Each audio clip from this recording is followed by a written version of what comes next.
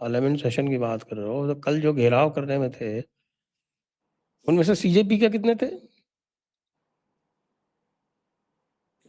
उसमें तो 1500 भी नहीं थे। उसमें तो सबसे ज्यादा कम्युनिस्टों में, और ये भीम आर्मी वाला रावण, हाँ, सबसे ज्यादा इसके आदमी थे सर। कम्युनिस्ट, भीम आदमी और आम आदमी। हाँ, यही लोग थे। और ये संजय सिंह, मनीष सिसोदिया तो शुरू से आखिर तक साथ चले इन लोगों के। भाई चेंज करना चाहिए ना आपको। लीडर अरेस्ट करने का यही फायदा होता है, डिमांड चेंज हो जाती है। डिमांड बिल्कुल चेंज हो जाती है। अरे साहब, वो भीम आर्मी वाले के तो सहारनपुर, बिजनौर, नगीना, मेरठ, यहाँ से उसने बुला रखे थे। और वीडियो आए हैं कि वो सारे भीम आर्मी के हैं और जय भीम के नारे लगा रहे हैं, और गले में वो नीले रंग के उन्होंने वो डाल रखे हैं कपड़े।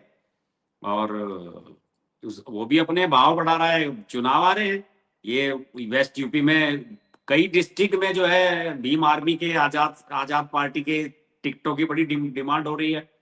जो बसपा वगैरह में पहले चुनाव लड़ते थे मुस्लिम नेता, अब की बार ये उम्मीद कर रहे हैं कि हम इसकी पार्टी से लड़ेंगे।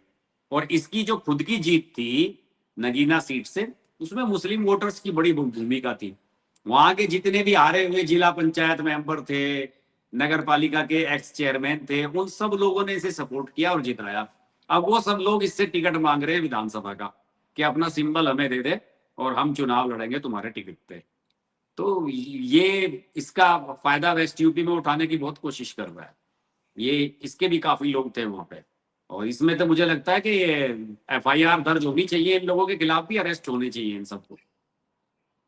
अगर इसको वाकई लीडर बनाना है, अगर आप वाकई चाहते हैं कि इसके टिकट पे वोट कटे, तो इसको गिरफ्तार करना चाहिए। अरे इसे गिरफ्तार किया था तभी तो ये सांसद बन गया। इसे किया तो था गिरफ्तार, एनएसए लगाई थी तो 6 महीने रहा था अंदर।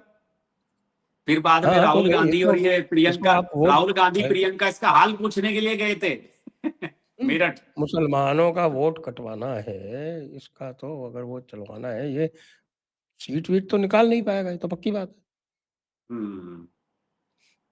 तो चलाना है तो भाई गिरफ्तार करो उसे।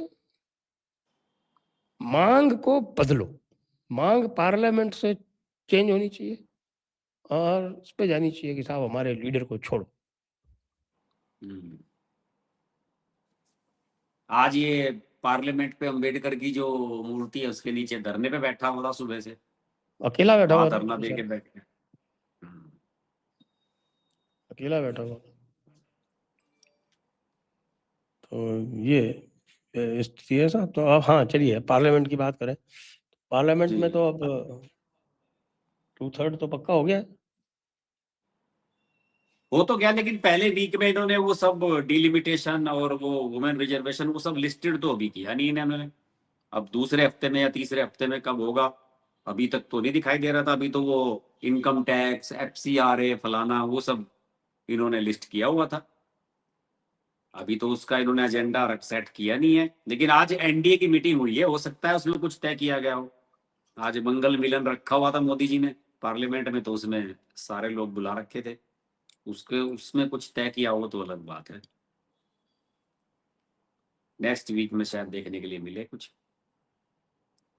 नहीं, मुझे तो ये लगता है कि सबसे ज़्यादा रैटल्ड जो ये पूरा राहुल गांधी और इनका सबका इकोसिस्टम है, वो एफसीआरए बिल से है। क्योंकि उसके लिए आप देखिए कहाँ कहाँ से डिमांड नहीं आ रही है। अमेरिका वाले सबसे ज़्यादा उसके बारे में बोल रहे हैं, और वहाँ यूएससीआईआरएफ जो है, United states commission for international religious freedom, तो वो यूएससीआईआरएफ के लोग जो हैं वो बैठ के बस ज्ञान दे रहे हैं कि साहब एफसीआरए हो जाएगा तो ये हो जाएगा, वो हो जाएगा। इसका मतलब ये है कि अगर वहाँ पे परेशानी है, तब तो ये 100% सही काम हो रहा है, 100% सही काम हो रहा अरे ये सर, ये सवाना आजमी का भी तो पता बताते हैं कि किसी एनजीओ से जुड़ी हुई है, उसमें भी 85 करोड़ 100 करोड़ के आसपास आते हैं।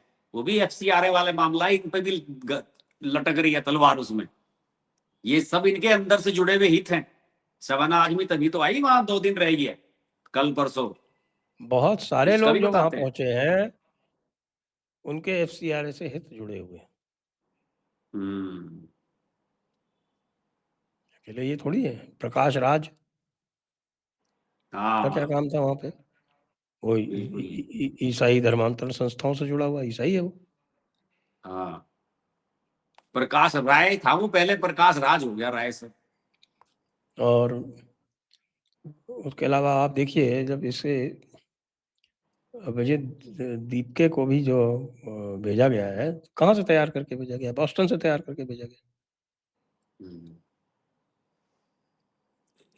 तो एफसीआरए जो है वो बिल्कुल सही जगह पे पूंछ पे पैर रखा है सरकार ने। और असल में एफसीआरए के आने सरकार से की पॉलिसी यही है कि इनका जो रेवेन्यू मॉडल है ना उसे डिस्ट्रॉय किया जाए। आपने देखा नहीं, पिछले हफ्ते योगेंद्र यादव ने सीएसडीएस को लेकर कितना बड़ा वो आर्टिकल लिखा इंडियन एक्सप्रेस में। मैंने तो उस पर 2 वीडियो बनाए। सीएसडीएस को लेके पहले तो खबर ये आई कि सीएसडीएस की फंडिंग रुक गई है। इवन वहां जो जनरल स्टाफ है, चपरासी वपरासी, उनकी भी सैलरी नहीं मिली है कई महीने से। उस 2 दिन तक वो स्टोरी छापी गई इंडियन एक्सप्रेस में पहले पेज पे।